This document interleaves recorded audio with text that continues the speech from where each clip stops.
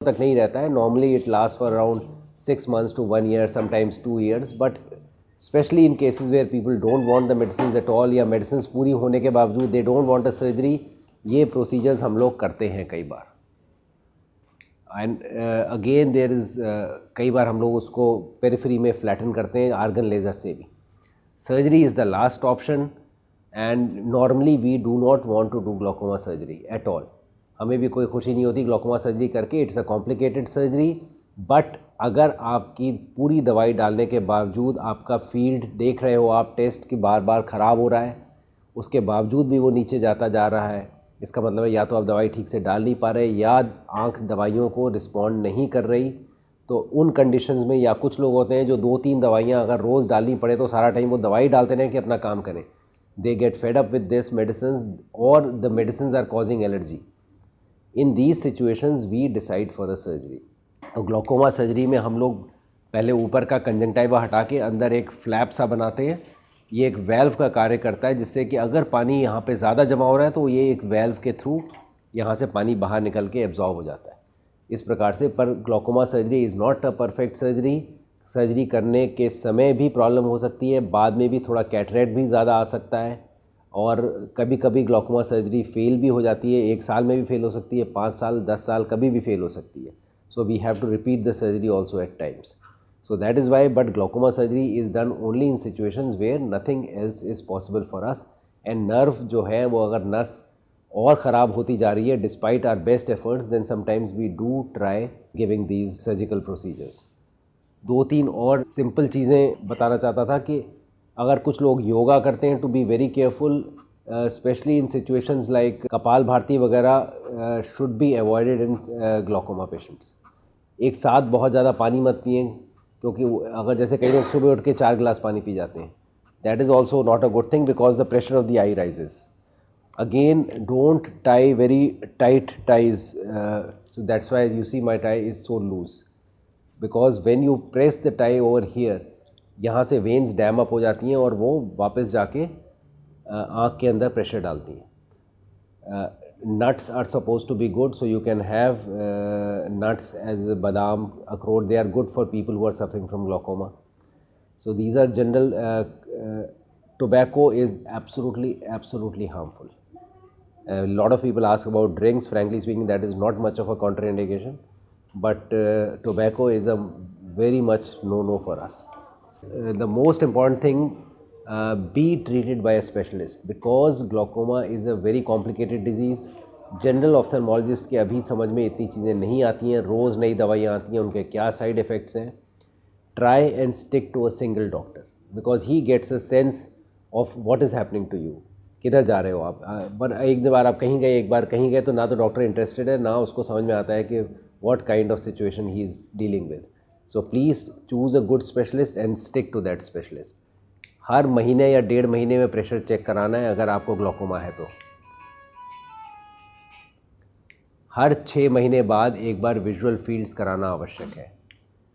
अगर आपको ड्रॉप्स पे डाला गया है तो डेडिकेटेड, मैंने देखा है जो 10-10 20-20 साल से मेरे पेशेंट्स बिल्कुल परफेक्टली कंट्रोल्ड हैं, ये वो प्रकार के मरीज़ हैं जो बिल्कुल समय से ड्रॉप्स डालते हैं. और मोबाइल फ़ोन हर तरह से मुझे नापसंद है, सिर्फ एक इस वजह के लिए क्योंकि अगर उसमें आप अलार्म सेट कर सकते हो और बहुत बढ़िया वो चीज़ रहती है अपने टाइमिंग को परफेक्ट करने के लिए, ग्लोकोमा मेडिसिन डालने के लिए. और always get family members examined so it can be controlled. It cannot be cured, but don't worry, it can be controlled and you can stay with it for life and do all your normal works practically. Thank you.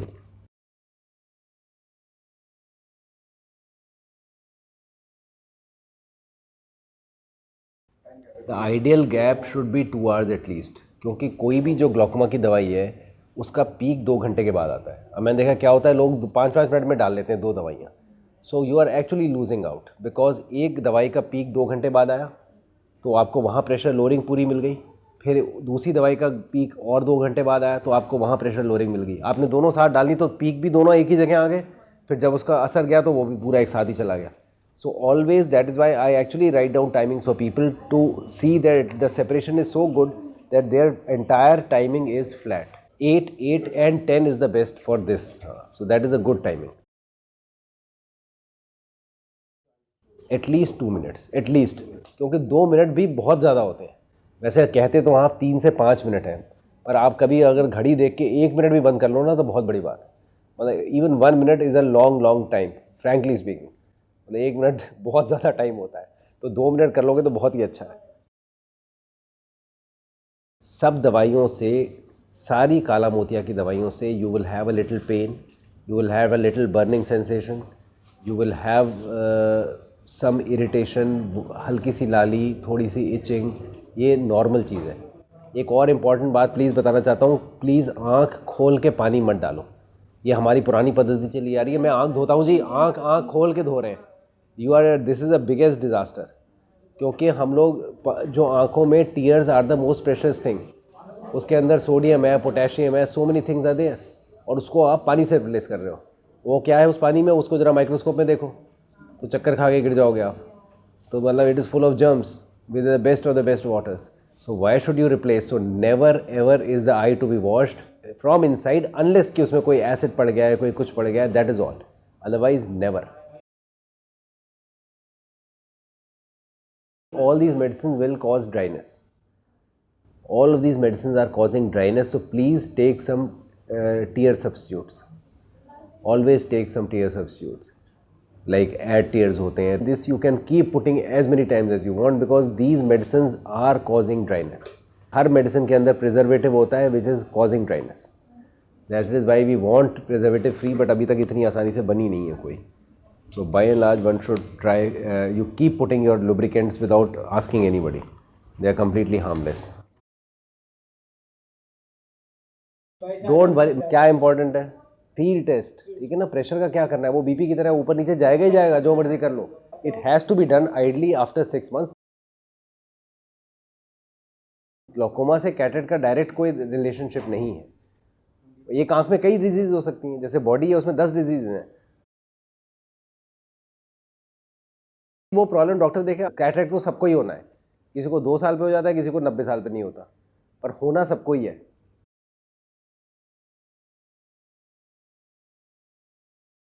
नहीं नहीं, बच्चों में नहीं ज़रूरत है, बच्चों वो तो एंटीबायोटिक ड्रॉप में इतना प्रॉब्लम नहीं है। ये सारी ग्लोकोमा की बातें कर रहे हैं हम लोग, क्योंकि these are drugs with side effects, not in antibiotic. Antibiotic is not a problem.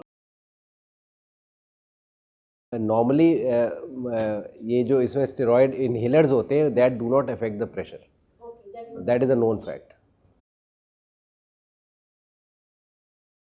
ये क्योंकि ये आँख का कोना जो है उससे वो जा रही है, तो आधा आपकी नाक पे और आधा आपकी आँख के कोने पे, तो ऐसे करके, और ये स्ट्रेट ऐसे ये रख लीजिए, ऐसे रखेंगे तो ऐसे नहीं बनेगी बात, ये ऐसे करना पड़ेगा।